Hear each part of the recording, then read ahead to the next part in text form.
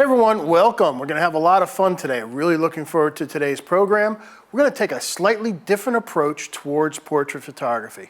I'm Joe Brady. I'm going to be your host today, and we're going to explore the effects of aperture and the lens focal length so that we can get a better understanding of how these two elements influence the look and feel of a portrait. So for today's explorations, we're going to use the absolute minimum of tools. How about light? Well, for our shots in the studio, we're going to use one continuous light. This is a Bowens 530 stream light. It's a continuous light system. You can just turn it around here. And the thing I love about this is it's a continuous light, but it looks a lot like a beauty dish. Now, when we're outside, we're just going to use a simple reflector. Now, the thing to keep control of everything, I'm going to use a light meter for all of these shots. I'm using primarily a 478, but for everything that we're going to do today, a basic meter like a 308S will work just fine. So what benefits do these meters provide for what we're doing? Since we're going to encounter some very different lighting conditions, both very dark and very bright backgrounds, the light meter lets us measure the light illuminating our subject's face. That's something the in-camera meter has fits with when it's under these kind of conditions. Now, I know also that many photographers like to shoot at a certain aperture and at a certain constant distance from their subject. What a light meter lets you do is accurately measure that light regardless of its source and direction so that you can keep that look and feel. Just for example, let's say you decided that with your particular lens you like shooting at 5.6 from 4 feet away. That's great.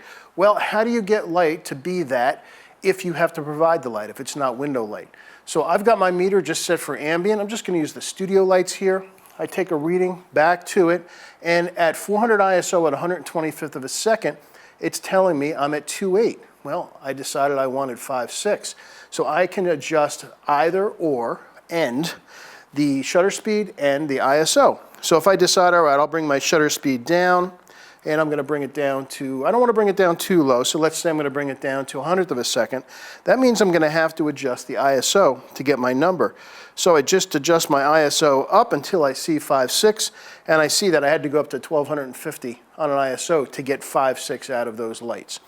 That's what a meter does. It allows you to get the exact numbers you need to start. So before we start actually shooting, let's take a trip to my studio, and we're going to set the stage for what we're going to cover today. Now, I've always had sort of an intuitive sense for aperture and focal length when doing portraits. However, I had never really studied it closely to see its effects over even gradual changes. What you'll see today will hopefully give you a better understanding of these effects so that you can choose the best look for both you and your client. Let's take a trip to the studio. So we're going to try a little different approach towards portrait photography. I'm not going to do too many numbers. We'll do a little bit of numbers. But I want to talk more about the look and feel that you might be after. Now, what I'm going to do with light today is recreate kind of a window light if we don't have a window. If you have window light, available light is great. Natural light is great. However, you don't always have that for you, and you need to be able to create it. Now, let's say, for example, you find that you love the results you get with your camera. Say you have a 24-70 lens, you like the lens at 70 millimeters, you like being about 4 feet away or 3 feet away from your subject, and you like a really short depth of field. You find that f4 seems to work for you with that 70 millimeter lens. That's great. You can go with that. What we're going to do is show you how to be able to put in a light to the system so that you can get that f4 wherever and whenever you want. Now, depth of field is not a fixed thing based on this aperture that you're using. Let's say you like that f4 number. Well, f4 from 2 feet away is going to give you a very short depth of focus. You're going to only have, maybe that far in focus from that eye back to here. Even the ear is going to be out of focus. However, that same f4 shot from 10 feet away is going to make everything in focus. So it's not just a number, it's a depth of field based on the focal length of the lens, how long a lens you're using, and the aperture. So those will all work together. So what we're going to do is we're going to do some experiments. We're going to try and see what happens to depth of field, what happens to perspective on the face as we change aperture and lens. Now, that brings up another point. Perspective changes depending on your focal length.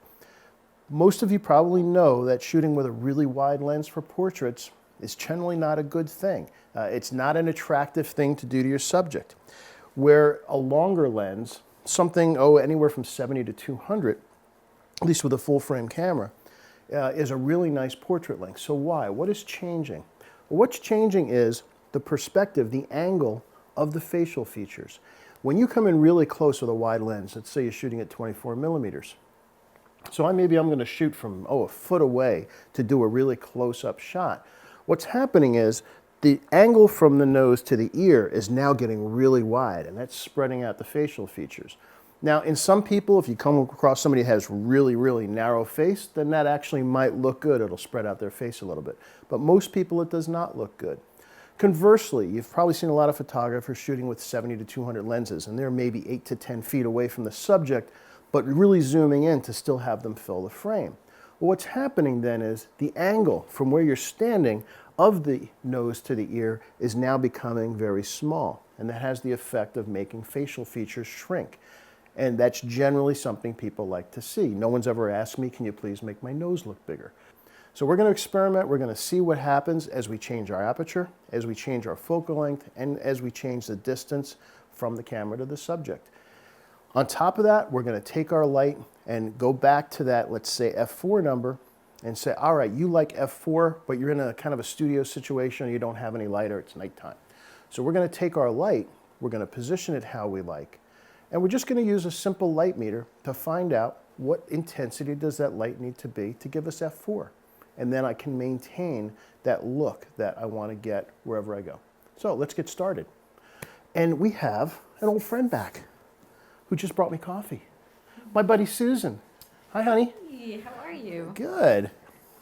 So Susan and I have worked together a bunch over the years. Now, Susan has a relatively narrow face. So you can get away with a lot more with someone that has a narrow face. You can get a little more wide angle and it's still going to look good. Me with a wide angle lens? No, my face is way too round to pull that off. For me, I'm better off further away, facing the other way, with no lights on. But with Susan, it's a lot more flexible. Great. You ready to get started? Let's do it. All right. All right, so the stage is set. First, we're going to use the Sekonic light meter to measure the light for our chosen aperture. Now, this is a critical first step because our camera's meter simply can't deal with providing a perfect exposure when we're dealing with a very dark or very bright background. Now, one question came through while we were watching that clip. Somebody asked about the whole idea of the dome in, the dome out. I've got a 478 DR here, and as I rotate the front, you can see that the dome recesses. In general, and this is a personal thing, but for me, the only time I put the dome in is if I'm in the studio and I'm measuring different lights. So I don't want to get a contribution from other lights adding to my reading. So I would put the dome in, say, to measure my main, measure my fill, and I don't have to worry about turning them off to keep them from influencing the reading. Generally, when I'm doing ambient light or continuous light, then I'll just leave the dome out. You just want to make sure that something like the sun is not actually hitting the dome. So you'll see when we go outside a little bit later, when I'm measuring off of Susan's face, I'm measuring from her face back to the camera position, but the sun is behind her, or she's in the shade, or we're over a porch. If the direct sun is there, you want to make sure that you don't get the specular dot of the sun on here, and we'll talk about that a little bit later. Now, once the light and the reflector are in place, the first test that we're going to do is to see what effect a 24 to 70 lens has as the shots are taken from 70 millimeters down to 24 millimeters. Now, I have to compliment her. Our model, Susan, was a great sport about this because, face it, no one looks good close up at 24 millimeters. It's practically the kind of view you get from looking at a funhouse mirror. But what I'd like you to take a closer look at as we go through this shoot is notice how the facial features spread out as the focal length gets shorter. Watch how the nose seems to get bigger and closer, and the eyes actually start to spread apart. Now, another effect is that the depth of field gets narrower with the shorter focal length, because you need to get closer to maintain the same subject size in the viewfinder. It will be interesting to see if the same things happen when we switch to a 70 to 200 millimeter lens a bit later on. I suspected that there will be some differences, but less striking than with the wider angles. So let's head back to the studio and see how this first test with the 24 to 70 pans out. So Susan, actually, if you would hold my camera. Sure. For those of you guys who haven't seen Susan before, she's not only here, good in front of the camera, she's great behind the camera. She's an excellent photographer in her own right. And she's curious about a lot of this gear because this is the first time she's seen these lights. And what we're using up here are Bowen's 530 stream lights. And I mentioned this before. In the past, I didn't like these. I didn't like, not these, I didn't like shooting with continuous lights. How come? I didn't like the fluorescent look. They were uneven. There were hot spots. The color temperature would kind of vary. The spectrum was kind of screwy. And I kind of poo-pooed them. Then I started playing with these, and I've absolutely fallen in love with them. And because this thing with this diffuser, it's practically a beauty dish, which was one of my favorite things to use for a portrait. So we have a continuous beauty dish, and the beauty of it is that you get with the continuous light is you always get to see, you see what you're going to get. Right. You know, because you are seeing it. It's not changing. So I mentioned that whole F4 thing that we were talking about, and we're going to first do some F4s and see what happens with the depth of field. So I know I like F4. How do I get it? Well, I just simply have to take a meter reading. So I chose 400 ISO as my starting point, and at 100th of a second because I'm going to be hand holding, so I don't really want to go below that. So what do I need to get F4? Well, depending on the distance and the placement of the light, let's say I started with the light over here. Let's say back about that far. So I just come over here and I'm going to take a meter reading. I'm using a Sekonic 478 for this. Actually, any basic meter will do this. And you can see we've got 2.8. So I'm a full stop under. Beauty dishes look good closer. The closer you get, the better.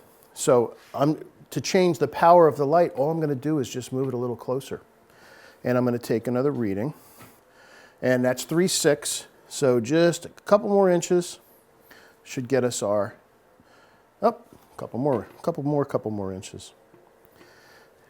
And there we go. So I've got F4. Now I can shoot. Now, first thing I want to do is I want to adjust the light so that it opens up Susan's eyes. So I'm going to do that by adjusting the height. So if you just look where I'm going to be, so look right here. Actually, turn your head this way a little bit. I'm just going to up and down this light so I can see what's happening with the light. So you see up here, I'm starting to get a little bit of shadow underneath her eyebrows. I want to open up her eyes and get a nice sparkle in the one corner of your iris. And that's good. Now, I do need to double check because I moved the light again. And I'm still at F4. Oh, I changed my ISO. I'm at F4. So that's it. I put F4 in the camera at 100th of a second. Ooh, that was 125th of a second. It's even better. I'm at 125. So that's what you can do. You can adjust either your shutter speed or your ISO or the distance of the light. All those things are going to contribute to the change in light. And once you've got that figured out, then you don't have to worry about it anymore. I know I'm at F4, and regardless of where I go, if I stand right in front of her or go 20 feet away, it's still F4 because the light, the distance from the light to her hasn't changed. So I just can stay on F4 wherever I am. So let's see what happens as I change the distance from me to her, and I'll change the focal length. So what we're going to do is we're going to start at 70 millimeters, which is going to be an attractive focal length for Susan. And we're just going to move in and out and see what happens with the focal distance, the focus distance rather. So F4, so I'm going to start back.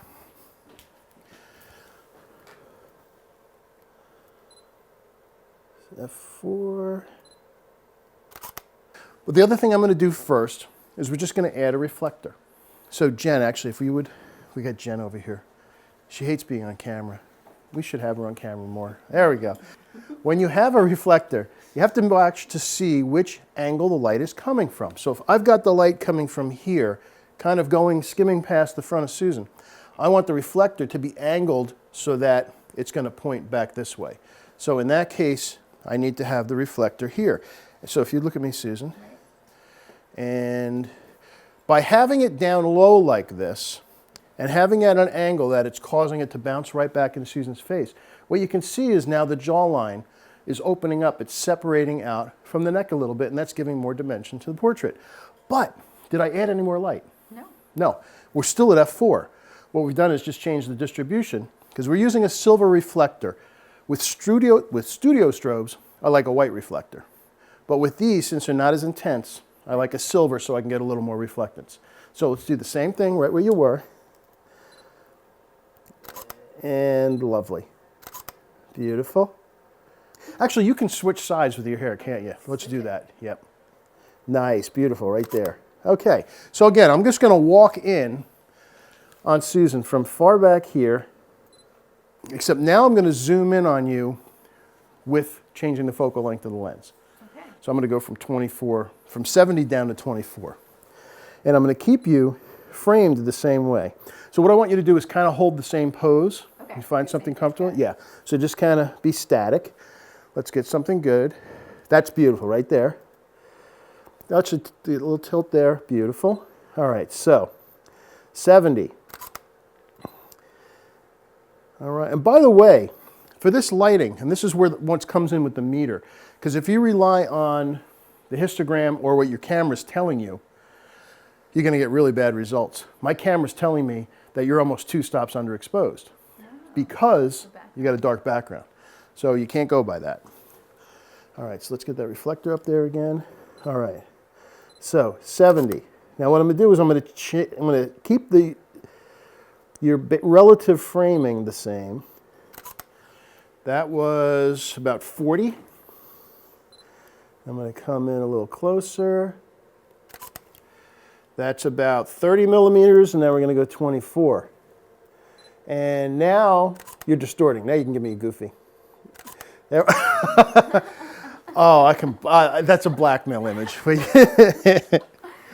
So what we just did with that was I kept the relative size of Susan in the frame the same, and I changed my position.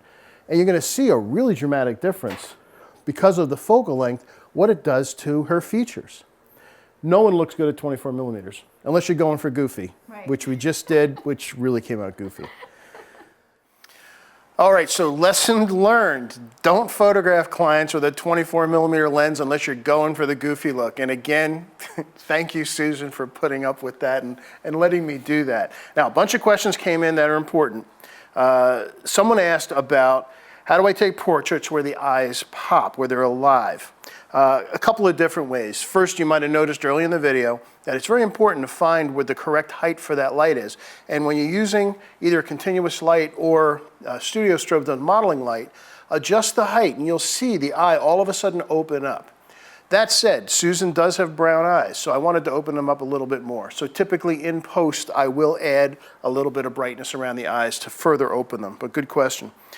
Somebody asked, what's the difference between the 478 and the 358? They have the latter. Well, the 478 has a lot of features that are geared towards video work. It also has the ability to control pocket wizards, actually power-wise with the Mini and the Flex, actually right from the meter. However, for basic strobe use and for ambient use and for measuring the contribution of flash to ambient outside, the 358 will do all of those things. It's a great meter to work with. Someone also asked, is the dome in the same as removing the dome from a 308? And the answer to that is no. I personally would recommend never taking this dome off. There is an attachment for reflected light if you want to do that, but in general, and you can see it's open up here, I've never found a time when I wanted to take the dome off of this meter, so I would personally, I'd leave it there. Let's see. Oh, someone asked about what kind of light bulb is in the light. And actually, let me take the cover off so you can see, there's 5 of them. I'll bring it over here. There's 5 tubes in here. And what's really cool about this is that I can turn them on and off one at a time. Now you probably can't see that with the video, but that's just one light on. So I can turn them on and off if I want to change the intensity. Now these are not LED lights. Someone asked, I've heard LED lights have a weird clipped spectrum. How does that affect the meter? These lights are very continuous. They actually have a very nice spectrum. I did create a custom profile with it. You might have noticed we took a shot with the color checker passport, and that allowed us to create a custom profile for the lights so that if there are any parts of the spectrum that are clipped or accentuated, the color checker passport will fix for that. Someone also asked, am I using a full frame camera? Yes. In fact, here it is. Here's my baby. This is my Sony Alpha 99. This is with a 2.8 70-200 on it. This is a full frame camera. However, everything that we're talking about, and I'll tell you this again later, applies to any frame camera. If you have a APS-C or a crop frame sensor that has a 1.5 or a 1.6 factor, then the lens selection wise, just multiply it by that, which is either going to be 1.5 or 1.6. So when I say 85 millimeters, for example, on a full frame camera, that would be closer to about 50 millimeters on a camera that has a crop sensor. But good question. Here's another good question. Someone asked, do you need to remeter when you use a reflector? The answer in general is no. Because as you saw in the studio, all the reflector is doing is taking the existing light and adding some of it to the other side. I'm changing the light ratio, but the total sum of the light hitting the bright side of her face is not changing. When we go outside, you do want to be careful you don't have a direct sun hitting the reflector, because then you could be adding light and then you're going to have to remeter. Again, we were using the reflector to fill in shadows, and we metered with the reflector hitting her face, as you'll see in a bit. Let's see. Someone asked, how do I keep the pupils of the eyes wide open? That's one of the beauties of these lights. Continuous lights, when you look at them, look to be very bright. They are not. That's why we're using 400 and 800 ISO to accomplish what we typically do 100 ISO in the studio. The other key is you don't want to have them pointing right where your subject is looking. Don't have your subject looking into these lights, because that will make the pupil appear a lot smaller. All right, let's continue on. There's a bunch more questions, but I want to continue on. Now, one of the sidebars to what is happening here is that this perspective change is happening because of your distance to the subject. Now, if I photograph someone from 10 feet away with a 200 millimeter lens, and then switch to a 24 millimeter lens, and I'm the same distance to the subject, the perspective's actually going to be the same. The real difference is going to be if I shoot 24 millimeters from here, then the subject's going to be tiny in the scene. But that perspective, the angle from the nose to the ear, is going to be the same. It's the distance and the size of the subject in the frame that is affecting that perspective. So you want to make sure that that angle between the nose and the ears doesn't get too big. Now, if you were to take a full face shot at 200 millimeters, I should have done this, and then take that same and cropped it down, then they would look the same. Again, what you're losing is resolution and clarity, because it's going to be this tiny little person in the frame. So what we're going to do is we're going to head back to the studio. We're going to do 2 more tests. The first one's going to be of what we just did with the 24 millimeter to 70 millimeter lens, except this time we're going to use the 70-200. Now, when I started doing this, I didn't think there was going to be too much difference, but turned out I was wrong there. While the differences weren't anywhere near as extreme as when we used the 24 to 70, once we got down below 120 millimeters, it started to become more obvious. And then lastly, one last test we did is I wanted to see how an extremely short depth of field might work on a portrait. For this test, I used a 50 millimeter 1.4 lens. Now, this is not a lens I typically like for portrait work, but I do know some photographers like the extremely shallow focus of lenses with this aperture. And I've seen a lot of people rave about the 85 millimeter 1.4 lenses. So what we're going to see at the end is the results as I shot samples at 1.4, f4, and 5.6. And take a look at 1.4, only one eye was in focus. The tip of the nose and the far eye were already out of focus. So let's take a look and see what happens as we go from 200 millimeters down to 70 millimeters and keep the subject in the same magnification in the frame. Let's see how these tests went. So now I'm going to put a longer lens on. Now we're going to go to 70-200. Okay. I'm going to do the same thing, and we'll see what happens, how the features are going to actually shrink a little bit more. All right?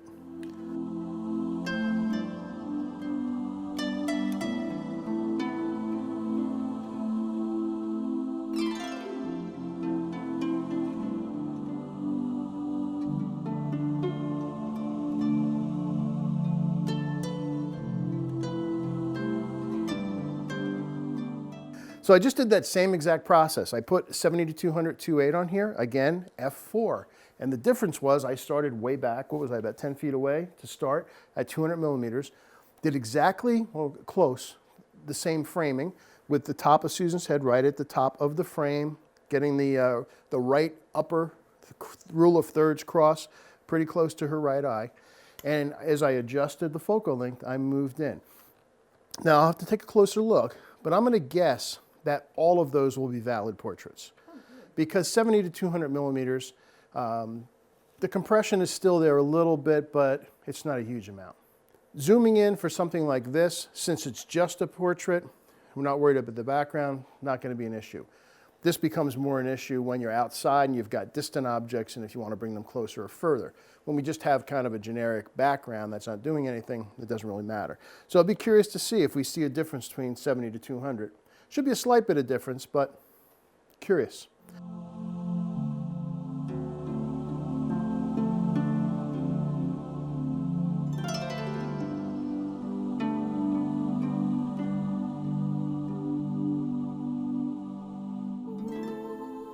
Just for giggles, I have a lens I want to test. I've got a 50 millimeter 1.4. So I want to see how that depth of field changes as we fill the frame with it, okay?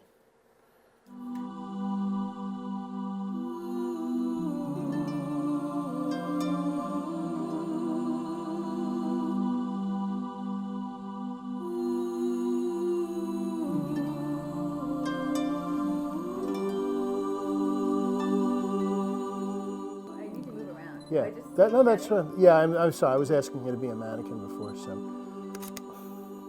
Yeah, nice.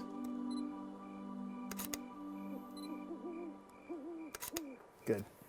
Yeah, that's a good sequence.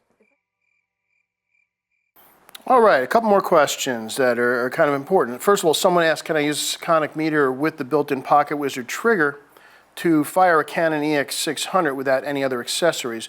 Well, you'd need to have a Pocket Wizard on the Canon flash. So remember, there's always got to be two. It's like walkie-talkies. One in the meter and then one on the flash. Someone said they noticed that I was shooting down on the model. I thought shooting level to nose is best.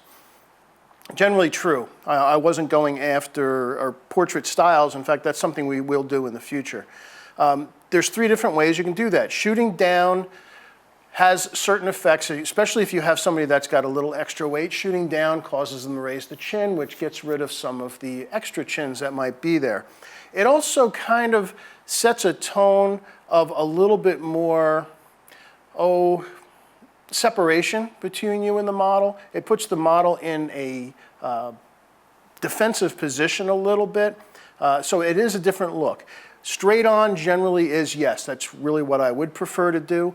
Straight on is going to be an equal footing. And then if you want to do, say, a corporate portrait, I often find I will actually shoot up a little bit because having your subject slightly above the lens puts them in a commanding position. Interesting topic for another day, but we will get to that. Let's see, someone asked about how to set up a custom camera profile. Subject for another day, but I'll ask Jen to make a note of that. We'll send you a link to a video that goes over how to set up a custom camera profile. Someone asked about a longer lens than 70 millimeters. Well, yes, that's what you just saw. I went out to 200 millimeters, and you'll see on our next shoot when we go outside, I found what I thought was the perfect focal length for Susan. It was around 160 millimeters. Someone's using a mirrorless camera. Are these lights good enough for letting a life into the electronic viewfinder, say with 125th of a second at f4. You don't mention ISO, but again, light is light. So since anything I'm doing with this camera is going to be the same on any other camera. Another question about lighting. Someone said they read recently that you should have the lights closer to the subject for softer light, but that seems counterintuitive. So what's the right answer? The right answer is the closer, the softer. And yes, it does sound counterintuitive, but think of it this way. So I've got this light here with these 5 bulbs in it. If I position my subject very close, what ends up happening is there's a gentler wrap around to the shadow side of the face. So what ends up happening is the transition from light to dark becomes much smoother. A big softbox is the best at that because it's getting the main part of the light on the face here, but since it's a bigger light source because it's closer, it ends up wrapping and causing a gentle transition into the shadow. If I were to take this light and put it 10 feet away, it's then going to become this tiny little light source. So it doesn't do any of that wrapping around the face, and the transition from light to dark happens very abruptly. So yes, bigger light, closer is always going to be softer. A good question though. Let's see.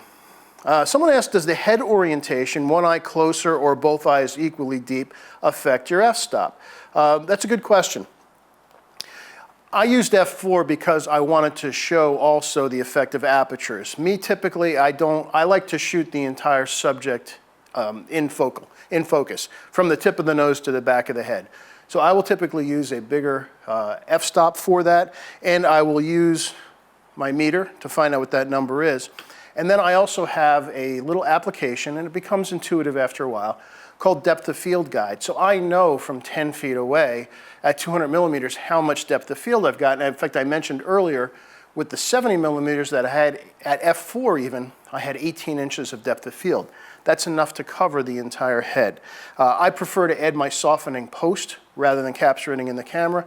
It's a personal thing. As you saw with the 1.4 lens, only one eye was in focus and everything else quickly went out of focus. Depth of field is maybe that much. It's a style thing. I'm just showing you some different variations and different results because this is all about you finding the aperture that speaks for you and how the focal length and the aperture are going to affect the look of the portrait. Someone asked how many of the 5 bulbs was I turning on. During the shoot, all 5 of them were on. If I turn them here on the video, they're so bright compared to the ambient light that it looks like they're getting very bright. Let's see, and somebody asked, can continuous light be combined with flash? Absolutely. You just have to be careful about the power differences. And that's, again, another metering topic where we have the combination of flash to ambient or continuous light. Stay tuned, we'll repeat that. And then lastly, someone asked, does the Sekonic need line of sight for triggering lights? And the answer to that is no. It's a radio connection. You can have your light hidden behind a tree, outside a door, behind a wall, anything. It's radio, so it's going to fire it okay. So let's continue on. So as I mentioned, I found those results very interesting. I had never taken this close a look at all of the possible focal lengths and how the apertures affected the feeling of the portrait. I was actually surprised how much of a difference there was between 70 and 200 millimeters. You could clearly see the eyes getting farther apart in 70 millimeters. Now, for that 50 millimeter 1.4 test, you saw the extremely narrow depth of field with only that one eye in focus.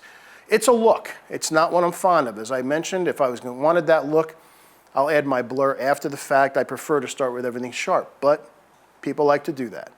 I do think that using an 85 millimeter 1.4 would give you enough distance to gain a bit more depth of field and better perspective. And I do know that this is a popular lens for many portrait photographers. These are all decisions for you to make as the photographer because they all affect the look and feeling and the results, and that's what you have to find. So now what we're going to do is it's time to head outside. In this case, actually into the snow, which I still have snow in my yard. Now this is an environment that camera meters have fits with, and you're going to see how the handheld meter makes getting perfect results simple. Now someone had asked earlier, if you used a spot meter instead, would that eliminate the confusion in the background? To a degree, yes. It's going to depend on the focal length of your lens, because if you use the camera spot meter, what's going to happen is that spot is going to vary depending on the focal length. If you want a 1 degree spot, like is in, say, the Sekonic 758, you'd need to have a 200 millimeter lens on a full frame camera to get 1 degree. When you put 24 millimeters, your spot really isn't a spot meter anymore. However, a spot meter is still going to take whatever you're pointing at and return the reading as if that was 50% gray, 50 or 18% reflectance. So does the skin tone match that? Again, a subject for another day, but it can get complicated. Now, we are going out in the snow. Since the snow in the sun is pretty much a 100% reflection, your in-camera meter would generally grossly underexpose this type of scene. Now, there used to be a general rule of thumb to open up 2 stops when you're in this kind of environment, but we're not going to guess. In each case, I'll simply take a reading of the light illuminating Susan's face, either just with the ambient or with the reflector adding, because now it's adding a lot of sunlight. I'll meter off of her face, I'll get the total of the ambient and the reflected light, and I'll put that number in my camera. The results speak for themselves. So let's head outside, first to the shade on my porch, and then we'll head out into the snow in the yard.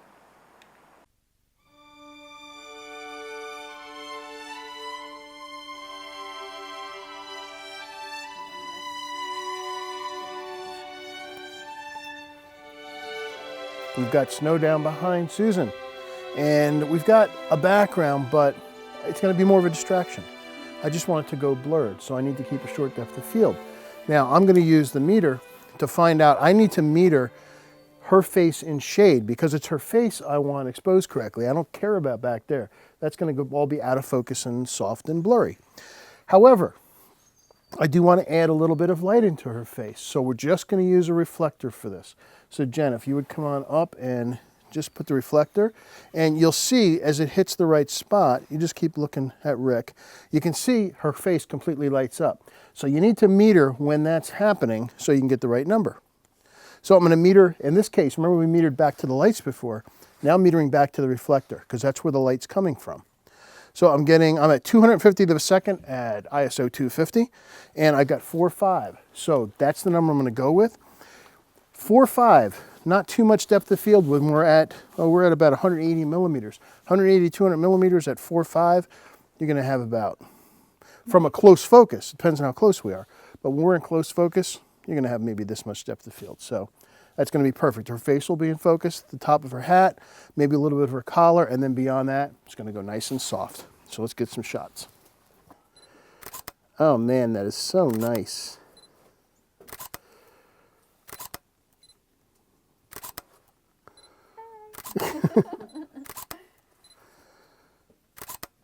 So I think we found the light, right, and the framing and the lens for Susan.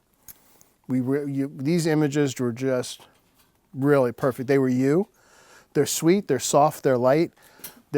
She's in perfect focus. Even at that distance, the back of her head starts to go slightly soft, and then the background there with the distraction of the branches and stuff just disappears, and that's it. And by using the meter, yes, again, you could kind of futz around and try to get the right exposure in your camera, but just having a meter just allows you to get it perfectly. right. And then we just got to shoot, and she got to move and got to flow, and so we're going to go out in the snow. Let's do it. Which is going to act...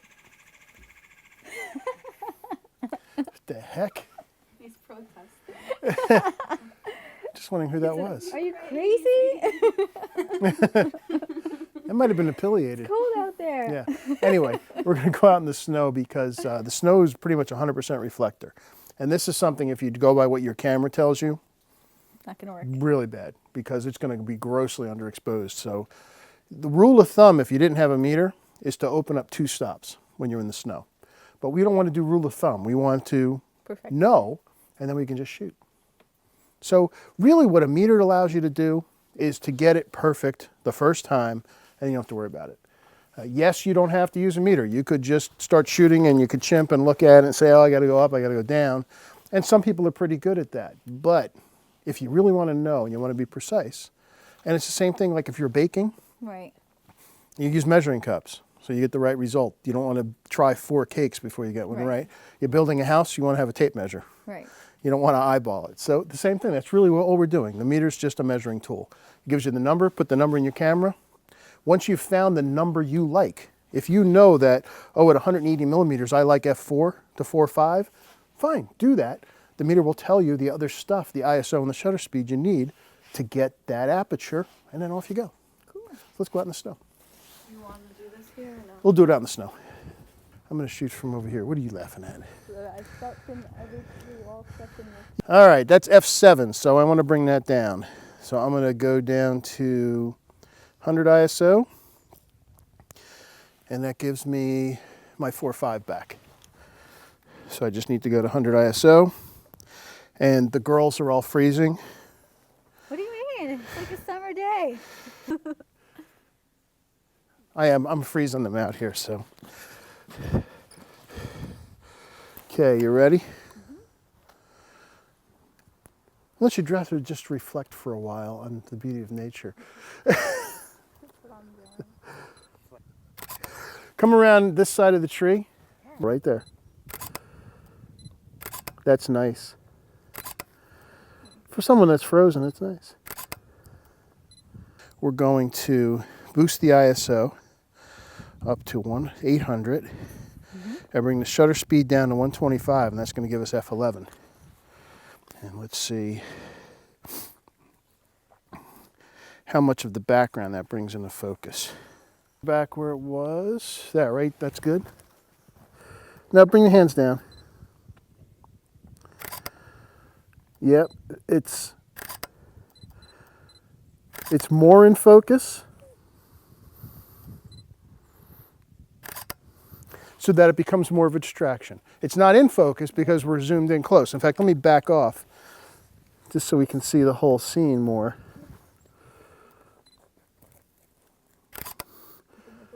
And when we do that, you can see the trees are almost in focus back there. Look at Jen, she's smiling, but she's freezing. All right. Snowball fight! No. Okay, last one inside is cold.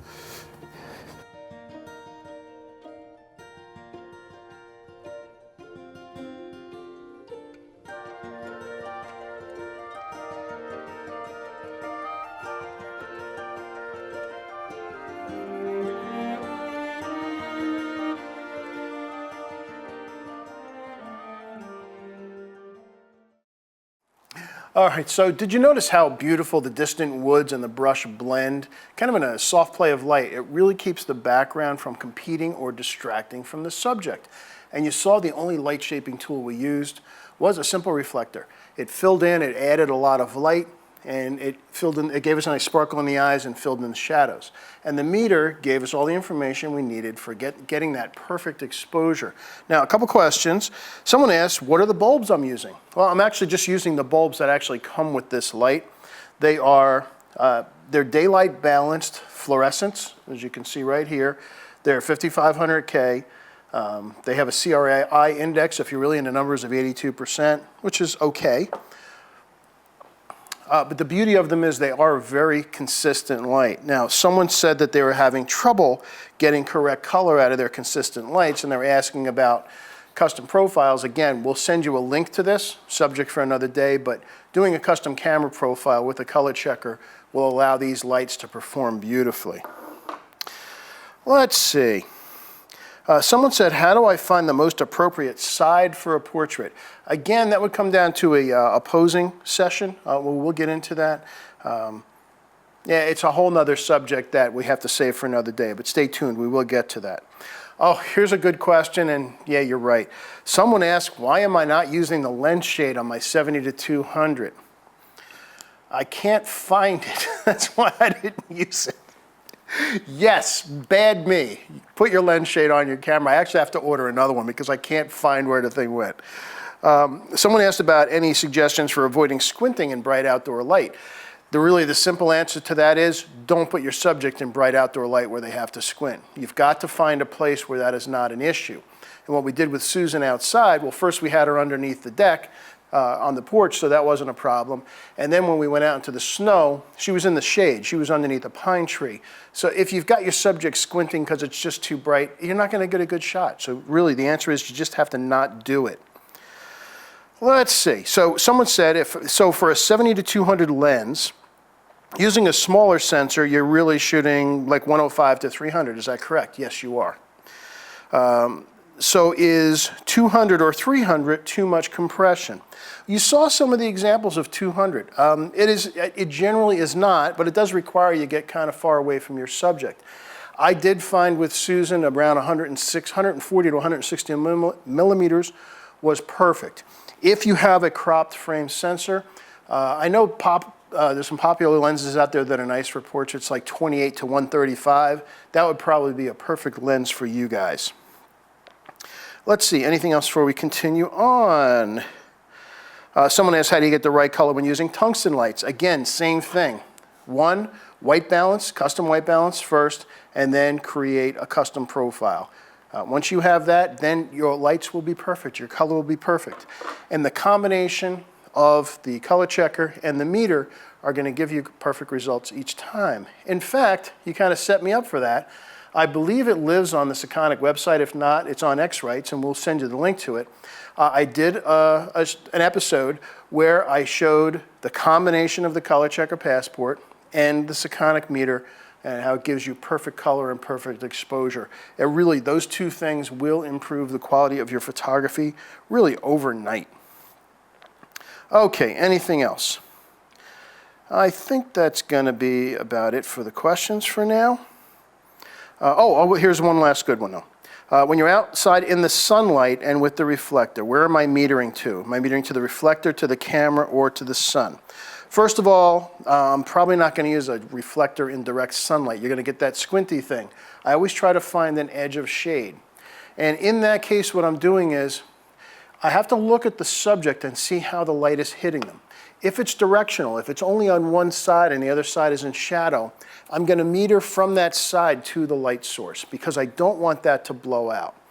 In the case when we had Susan underneath the trees, we were getting a much more even light. So in that case, I was metering back to my position, to the camera position.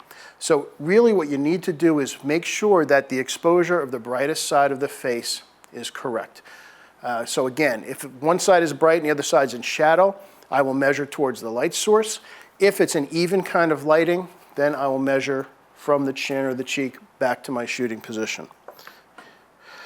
All right, so somebody asked about my favorite lens for studio portraits, my favorite aperture. My favorite lens is this, on a full frame camera, the 70-200. I do generally find 160 to 140 millimeters is, for me, the perfect focal length. As far as aperture goes, I generally in the studio do shoot strobes, not continuous light, because I like to have some more depth of field. So I will typically shoot at around f11. Again, it depends on the distance to the subject. But as I mentioned earlier, I personally like having focus from the tip of the nose to the back of the head. I can blur it later. It's just a personal preference, and that's what today is all about. It's finding the right aperture, finding the focal length that works for you, that kind of creates the kind of portrait and the feeling that you're going after. And you have to put a little work into it. You have to find out what it is you like and what do your subjects like. Okay, okay, somebody had to ask, what's the blue-white box on the table? It's just the box the bulb came in. I was just looking it up to see what the numbers were. Again, these are just continuous tone, daylight balanced fluorescent bulbs designed for photography. All right, let's wrap things up. Just about finished here. Again, going back to our shoot out in the sun. It was great fun, and for me, it was actually eye-opening as well. I got a much better sense of how each focal length shaped the face and the effect of the distance on the facial features. Now, having the light meter allowed me to dial in the aperture I was after, and it showed me how adjusting the shutter speed and ISO would quickly give me the answer to get the aperture I was after under pretty much any lighting conditions. And you saw in that last shot out in the snow the difference between the narrow aperture and that f11, and how the trees, even though they were still out of focus, were much less of a distraction at 4.5 than at 11. Now, if you prefer to work this way by selecting an aperture and distance, having a light meter will let you choose that aperture and then give you the options to get the perfect exposure every time. Again, here I'm just in the studio. I'll use the studio lights. I'm at 100 ISO at 125th of a second. I'll meter back to the main light off to my left. I get f4. Well, if I decided that's great, but I want f8. Well, I can either adjust the shutter speed or the ISO to get that f8. So if I start hitting up on the ISO until I see f8, I could see that in here I'd have to go to 3200 ISO to get f8 at that shutter speed. Gives you all the information you need.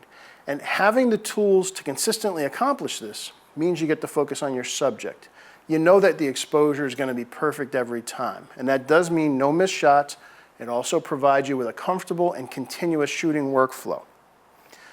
Now, I hope today's session inspired you to explore how your camera responds to aperture, focal length, and the distance to the subject.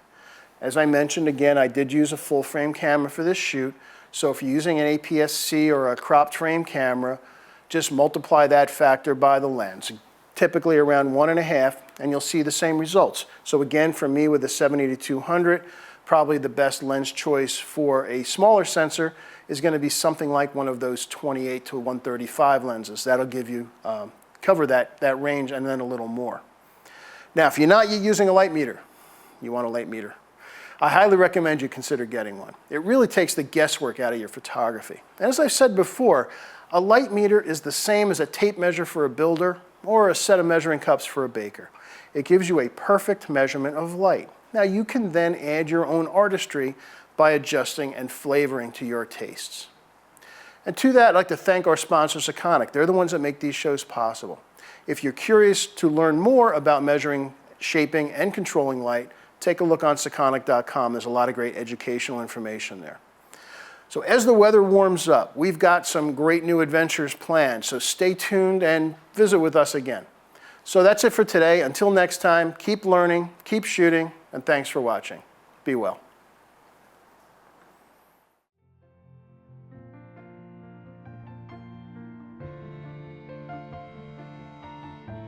Started Joe with you drinking coffee. I'm only kidding. Oh. Thank you, Susan. That's a keeper. Hope you filmed that. I was. Susan getting the coffee. You recording? We're wrong. All right. You know how in movies they have those, what does it call it when something, like when they change scene, like something went from the left hand to the right hand? Continuity issues, something like that? Yeah, we just had a continuity because all of a sudden a coffee cup arrived in my hand. So anyway, and again, single light. So when I have a single light, I'll measure back to the light, not to the camera. So I just come over here and I'm going to take a meter reading. I'm using a Sekonic 478 for this. Actually, any basic meter will do this. And you can see we've got 2.8. So I'm a full stop under. So just don't put your fingers on the pads. Yeah, actually, let's open up. So that's 7. Just relax, and just like that. Don't crunch up your face.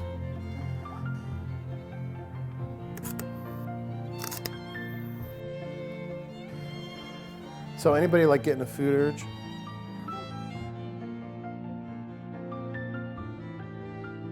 So what do you think? What are you feeling? I'm pretty easy. I'll go with whatever. You're no help at all. Jen? We took her to a Mexican place. She had pancakes. I don't know, that steak sandwich that we had on Friday. Yeah, that's good. Steak sandwich in Warwick. Oh, at the Roadhouse? Yeah. Yeah, it was good.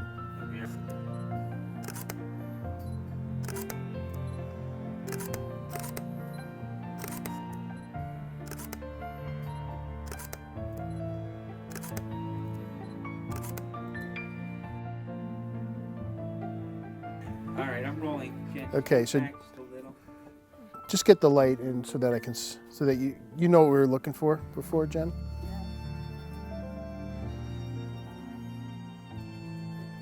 100 ISO, and that gives me my 4.5 back.